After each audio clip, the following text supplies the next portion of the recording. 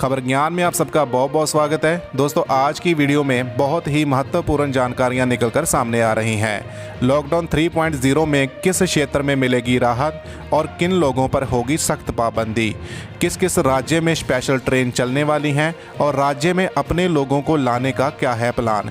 इस पूरी जानकारी को हम यहाँ पर समझेंगे। खबरों में है और भी बहुत कुछ, इसलिए वीडियो को पूरा देखिए। और अगर चैनल पर पहली बार आए हैं तो चैनल को सब्सक्राइब कर लीजिए और सामने दिए घंटी के बटन को भी ज़रूर दबा लीजिए।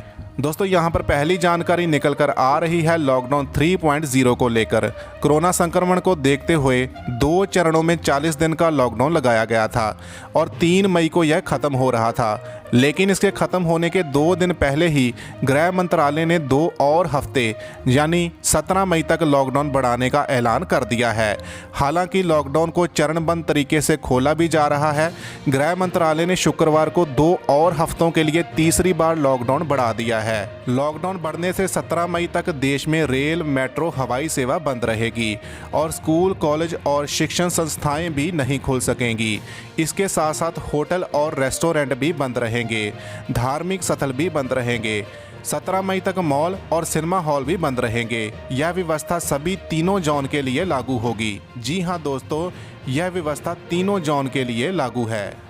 हालांकि लॉकडाउन बढ़ाने के साथ साथ चरणबद्ध तरीके से छूट भी दी जा रही है। गृह मंत्रालय के दिशा निर्देशों के अनुसार रेड जोन की तुलना में ग्रीन और ऑरेंज जोन में पड़ने वाले जिलों में थोड़ी राहत मिलने वाली है। यह बात निकलकर सामने आ रही है कि रेड जोन का जो इलाका होगा वह पूरे तरीके से आपको सील देखने को मिलेगा। लेकिन इसी के साथ ही जो ऑरेंज जोन है वहाँ पर आपको कुछ छूट देखने को मिलेगी और जहाँ पर ग्रीन जोन है वहाँ पर आपको कुछ ज़्यादा ही छूट देखने को मिलेगी। दोस्तों, इसमें एक और भी बात है कि तीनों जोन के लोग एक दूसरे के जोन में एंट्री नहीं कर सकते हैं। कहने का मतलब है कि अगर एक ज़िला रेड जोन का है और दूसरा ज़िला ग्रीन जोन का है तो उसके बीच की जो सीमाएं हैं वह पूरे तरीके से सील रहेगी, जिससे कि एक ज़िले का आदमी दूसरे ज़िले में नहीं आ सकेगा। दोस्तों, अगली बड़ी खबर निकलकर सामने आ रही है राजस्थान की तरफ से। लॉकडाउन में फंसे लोगों की घर वापसी के लिए रेलवे ने 6 श्रमिक स्पेशल ट्रेनें शुरू की हैं। इनमें 2 ट्रेनें जयपुर और कोटा से रवाना हुई हैं। राजस्थान के सीएम अशोक गहलोत की पहल और दबाव से केंद्र सरकार ने यह ट्रेनें शुरू की हैं। गहलोत ने कहा कि राज्य सरकार प्रवासियों एवं श्रमिकों के सकुशल आवागमन के लिए लगातार केंद्र एवं अन्य राज्य सरकारों से संपर्क कर रही है। उन्होंने कहा कि हमारा प्रयास है कि उन्हें किसी भी तरह की परेशानी ना हो। ट्रेनों के चलते इसमें कुछ शर्तें भी रखी गई हैं, जैसे कि ट्रेन नॉन स्टॉप होगी, एक बार खाना मिलेगा, लोगों को भेजने वाले और बुलाने वाले राज्यों की सरकारों के आग्रह पर ही विशेष ट्रेन चलेगी। शुरुआती और आखिरी स्टेशन के बीच में ट्रेन कहीं पर भी नहीं रुकेगी। ट्रेनों के सुगम संचालन के लिए रेलवे और राज्य सरकारों वरिष्ठ अधिकारियों को नोडल ऑफिसर नियुक्त करेगी। यही पूरी प्रक्रिया की निगरानी करेंगे। श्रमिकों को ट्रेन में बिठाने से पहले स्क्रीनिंग करवाना राज्य सरकार की जिम्मेदारी होगी। जिन लोगों में लक्षण नहीं होंगे उन्हें ही जाने की इजाज़त दी जाएगी और इसके साथ एक बार में इतने ही लोग भेजे जाएंगे जो ट्रेन में आराम से बैठ सकें। हर यात्री के लिए फेस मास्क अनिवार्य होगा। राज्य सरकार शुरुआती स्टेशन पर ही खाना और पानी मुहैया करवाएगी। इसके अलावा रेलवे का साधारण किराया देकर यात्रा कर सकेंगे।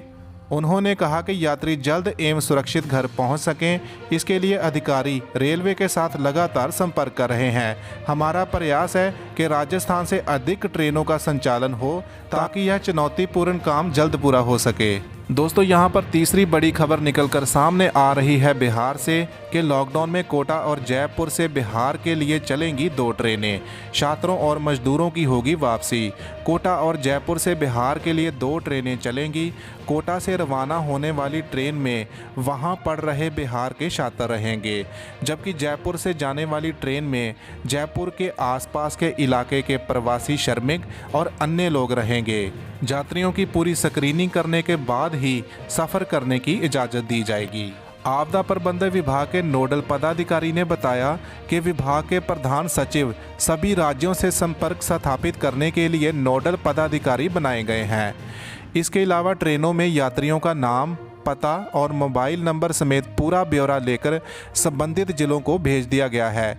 छात्रों और अन्य लोगों को सोशल डिस्टेंसिंग का पालन करते हुए सफ़र करना होगा। छात्राओं और प्रवासियों को स्टेशन से उनके जिलों में ले जाकर उनके ब्लॉक के क्वारंटाइन सेंटर में ले जाकर 21 दिन तक का अनिवार्य रूप से रखा जाएगा। दोस्तों, अब तक की अगली बड़ी चौथी खबर दिल्ली एनसीआर से निकलकर सामने आ रही है, जिसमें हम आपको बताएंगे कि लॉकडाउन बढ़ने में एनसीआर में कहां और क्या छूट मिलेगी। केंद्र सरकार की नई गाइडलाइन के हिसाब से रेड जिलों में cycle rickshaw, auto rickshaw, taxi, बस, इसके अलावा बार्बर शॉप, स्पा और सैलून भी बढ़ाए गए लॉकडाउन में नहीं चलाए जा सकेंगे। निजी वाहन अनुमति वाले कार्य के लिए ही जा सकेंगे, लेकिन 4 पहिया वाहन में एक चालक के अलावा सिर्फ 2 को ही अनुमति होगी। ग्रामीण क्षेत्र में सभी निर्माण कार्य को मंजूरी होगी, जबकि शहरी क्षेत्र में सिर्फ वही निर्माण कार्य किए जा सकेंगे जहां पर मजदूर पहले से ही उपलब्ध हैं। प्राइवेट ऑफिस खोलने की अनुमति होगी, लेकिन सिर्फ 33% कर्मी की ही छूट मिलेगी, बाकी वर्क फ्रॉम होम होंगे। ई कॉमर्स प्लेटफॉर्म को आवश्यक वस्तुओं की पूर्ति के अलावा किसी सामान्य डिलीवरी की छूट नहीं रहेगी। अभी बात करते हैं ऑरेंज जोन की। ऑरेंज जिला में बस चलाने पर पूर्ण तौर से प्रतिबंध रहेगा। बार्बर शॉप, स्पा और सैलून खुल सकेंगे, हालांकि इसमें मॉल, मार्केट कॉम्प्लेक्स वाला प्रतिबंध लागू रहेगा। साइकिल रिक्शा और ऑटो रिक्शा चल सकेंगे, लेकिन टैक्सी के लिए चालक के अलावा सिर्फ 2 सवारी के बैठने पर ही छूट रहेगी। निजी वाहनों के मामले में रेड जोन की तरह अनुमति वाले कार्य के लिए ही जा सकेंगे, लेकिन 4 पहिया वाहन में एक चालक के अलावा सिर्फ 2 को ही अनुमति होगी, जबकि दुपहिया वाहन पर पीछे सवारी बैठाकर ले जाने की अनुमति नहीं होगी। ग्रीन जोन में cycle rickshaw, auto rickshaw, taxi की छूट के अलावा 50% सीटिंग के साथ बस और डिपो बस को भी छूट रहेगी। दिल्ली सरकार के आधिकारिक सूत्रों ने बताया कि जिला स्तर की बजाय वार्ड स्तर पर कोरोना पॉजिटिव केस का विश्लेषण करने पर यह बात सामने आई है कि 50% से भी कम वार्ड रेड श्रेणी में आ रहे हैं, जबकि 31% वार्ड ग्रीन श्रेणी में आ रहे हैं। दिल्ली की आबादी ज़्यादा है और इसे जिला स्तर पर देखने की बजाय वार्ड स्तर पर देखकर दिल्ली की आर्थिक स्थिति, छूट की ज़रूरत और मजदूरों की स्थिति को देखते हुए प्लान को मंजूरी दी जा सकती है, लेकिन अंतिम निर्णय केंद्र सरकार को ही लेना है। तो जल्द ही स्वास्थ्य विभाग इसका प्लान केंद्र सरकार को भेजेगा। राजनीतिक स्तर पर भी यह बात आती रही है कि दिल्ली में माइक्रो लेवल पर प्लानिंग करके कंटेनमेंट जोन और पाबंदी पर काम करने की ज़रूरत है। अगर जिला स्तर पर देखते हैं तो जो लोग लॉकडाउन का पालन भी कर रहे हैं उन पर भी पाबंदी बढ़ती रहेगी।